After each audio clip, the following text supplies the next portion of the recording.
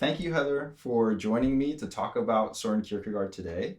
I know that Kierkegaard has been very important for your own intellectual and personal development, so I wanted to ask why? Why is Kierkegaard so important for you? Great. So Soren Kierkegaard is a 19th century Christian philosopher from Denmark, and I started reading him when I was a junior in college.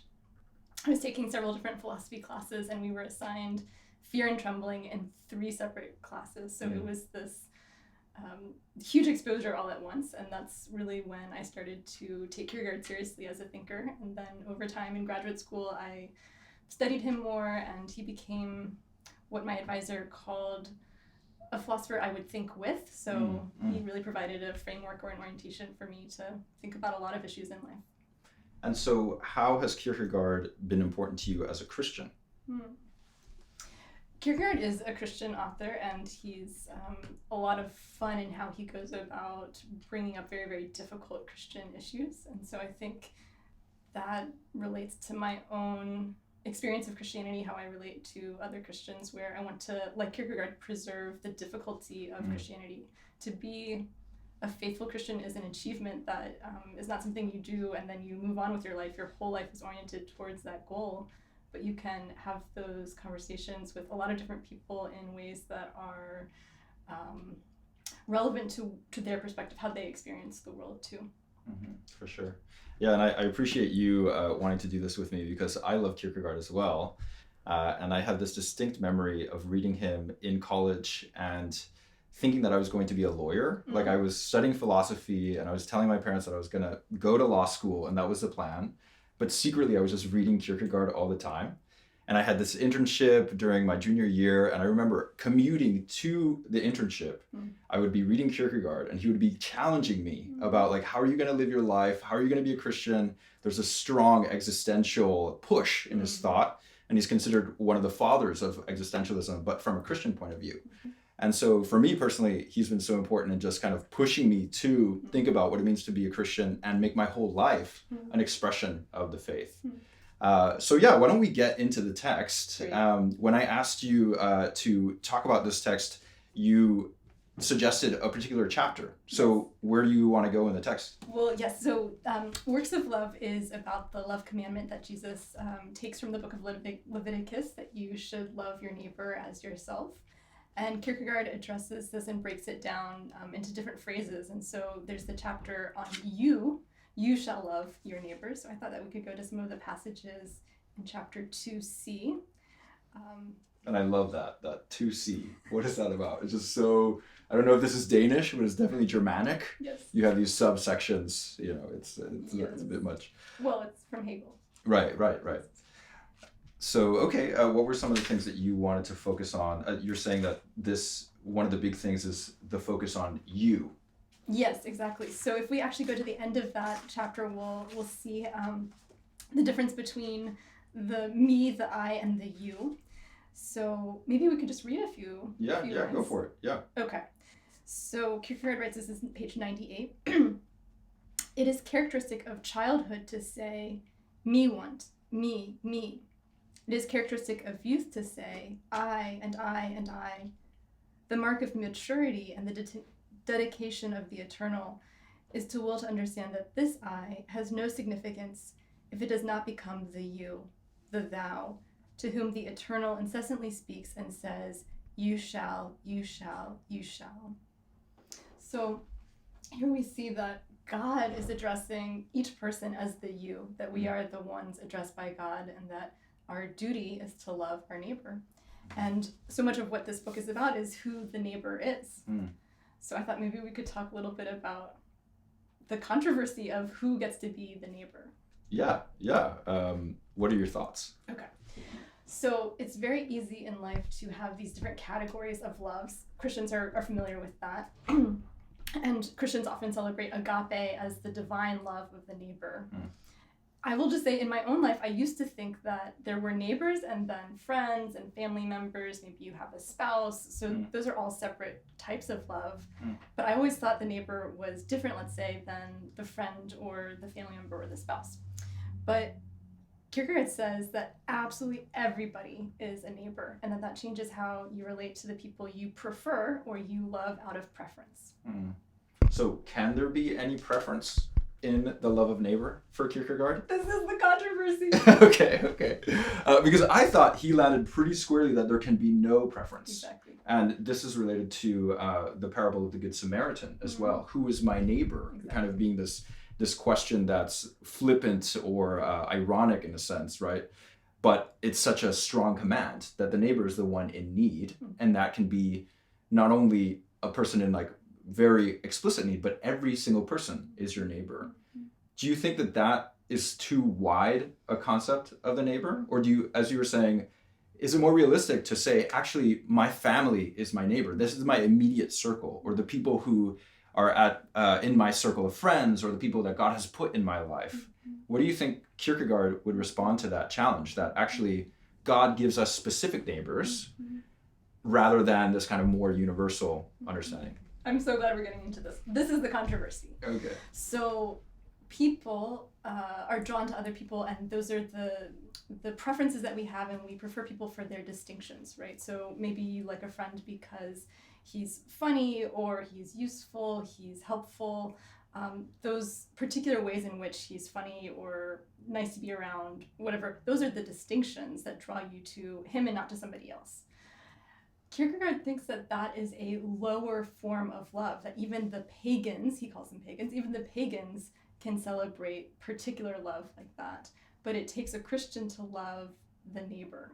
So I think maybe this is where it gets a little subtle or nuanced in terms of the idea, but there's a way in which a person can double up as friend and neighbor.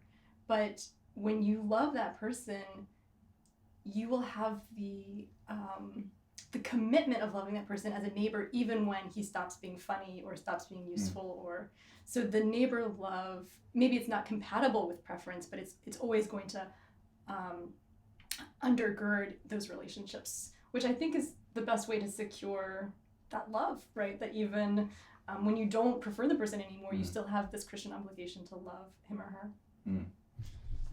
Yes. I'm also struck by, this is page 88. One of the things that Kierkegaard just challenges me so much in, as somebody who thinks and talks a lot about these big concepts, and including love, and we do this a lot in the honors program. We talk about love from the ancient Greeks all the way to the 20th century and have multiple conversations about this. But for Kierkegaard, it comes down to duty and action, right? So on page 88, he says the following, and this is just so challenging for me. The measure of a man's fundamental disposition is this: how far is what he understands from what he does? How great is the distance between his understanding and his action?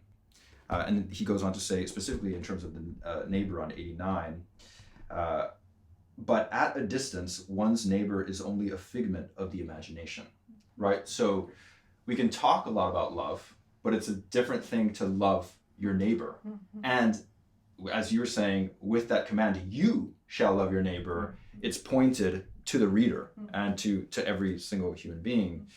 That kind of makes me wonder, do you think Kierkegaard was doing what he's telling us to do? Do you think he lived up to works of love in his own life? What are your thoughts on that? These are such powerful passages, and it's such a challenging text for that reason. So the book itself is called Works of Love, which obviously let's just focus on the title for a second. If you're a student, never overlook the title of the book. It's very important, obviously. It's not called Expressions of Love or Acts of Love, even. Acts But of work love, and acts is close. Yeah. But it's not like speaking about love, or it's the action, the deed, the work of love itself. So maybe Kierkegaard falls into this where he's telling you this is how you should understand love, but maybe he's also acting out love by giving us this Christian theory.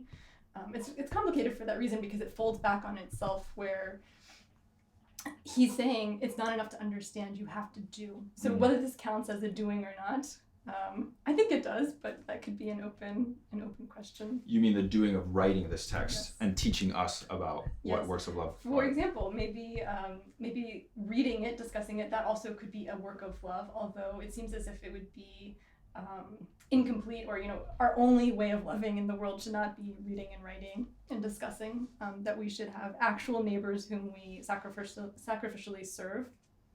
I think one of the reasons I love these passages, though, is because Kierkegaard calls us out on these tendencies. It's so easy, and this happens in seminar actually, where we get very excited about the idea of love, the theory of love, but then when you're confronted with a real human being, a neighbor, somebody who is near you, then the theory goes away and you have the actual call to love that person in difficult and demanding ways, where you would maybe want to take refuge in theory. You want to go back and say, oh, every last person is my neighbor.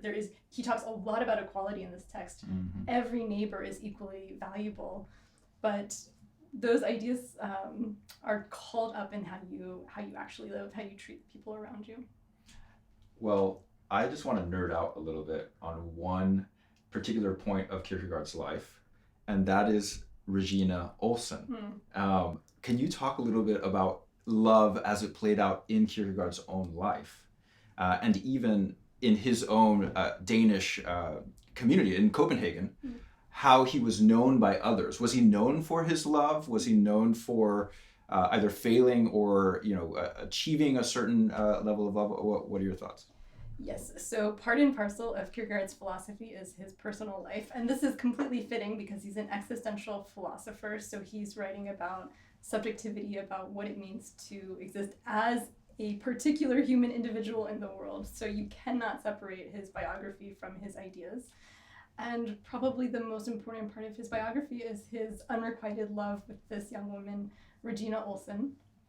So they were engaged, and it's a little bit mysterious, but Kierkegaard broke off the engagement. And I think you can see almost all of his writing after that in some way as a response to that broken relationship. A lot of it was writing to Regina indirectly. And this particular book, Works of Love, was published in 1847, and it was in that year that Regina got married to somebody else. So you can imagine the personal heartbreak he was experiencing as he's discussing Christian love.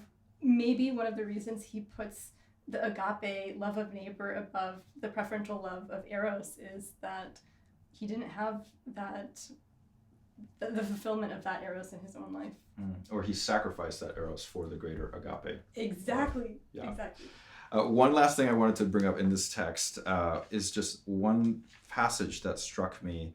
And again, when I first read Kierkegaard, it was this existential push to how to live your life, especially in light of your dying moments. Like, how are you going to look back on how you lived? So page 93, he says, "At the hour of death, there is only this one consolation, that one has not avoided opposition, but has survived it. What a man achieves or does not achieve is not within his power. He is not the one who shall steer the world. He has one and only one thing to do, to obey. Therefore, everyone ought first and foremost, instead of asking what position is most comfortable for him, what connections are most advantageous to him, to place himself at the point where governance can use him, if it so pleases governance. The point is simply to love one's neighbor or to exist on an existentially or an essentially equal basis for every man." And so there we go to the basic equality of all and of every neighbor. So I hope, this is the challenge, I hope to live my life in light of this works of love, such that at the hour of death, I can look back and say, by God's grace, I was able to do what I needed to do. I know there was another part of the text on the next page that you also, that resonated with you. Yes, exactly. That's just as you were saying that that the goal is to be able to end your life and to say, I have done what was mine to do. Whether or not I have accomplished anything, I do not know. I do not know if I have done anyone any good, but I do know that I have existed for them. I know that because they have scoffed at me. Right. In any case, there's faithfulness in this passage. Kierkegaard is talking about obeying God and leaving the consequences of your actions to God. So you can't control what it is that you achieve, but you can take contentment and tranquility, find tranquility in being obedient to God by loving the people God has given you to love. Earlier in this passage, he talks about being content with your lot in life, that it's up to God to, in a way, to dole out earthly distinctions. But there's such a drive towards a very rigorous equality where you can take comfort in the equality everybody has before God, even if there are earthly distinctions, and then live your life and come to God in the dying moment to say, I've done what you've given me to do by the grace of God. Well, thank you for discussing this chapter. Maybe one way to end this is to ask, how do you think Kierkegaard applies today? Because we're talking about this Danish philosopher who is long dead, but he still resonates so much. So maybe some brief thoughts on how Kierkegaard still applies, especially for the Christian, and how we're supposed to live out these works of love. Yes. Well, the neighbor is never going to go away, so this will always be a timely text, a timely teaching. We're also approaching a very contentious election, so I think there are tons of neighbors around us whom we would rather theorize than love. But maybe I can just share one last idea in closing, and that's the idea that in neighbor love, God is the middle term or the mediating force. So no matter what the relationship is, God is there almost like a filter to filter your love to the next person. And you could almost think of it as 2 points, and then God is the line between those 2 points. So that's such a beautiful and powerful idea, that every person you come across, to imagine God is the link between you and that person. That should enable you to see beyond the earthly distinctions that make you view people in ways of hatred or enmity, and to overcome that, to find love, which is the perennial calling. Wonderful. Well, thank you so much, Heather. And I hope that those who are watching and potential students to the honors program and current students will enjoy this conversation and want to talk more about the works of love. Absolutely. So, thank you. Thank you.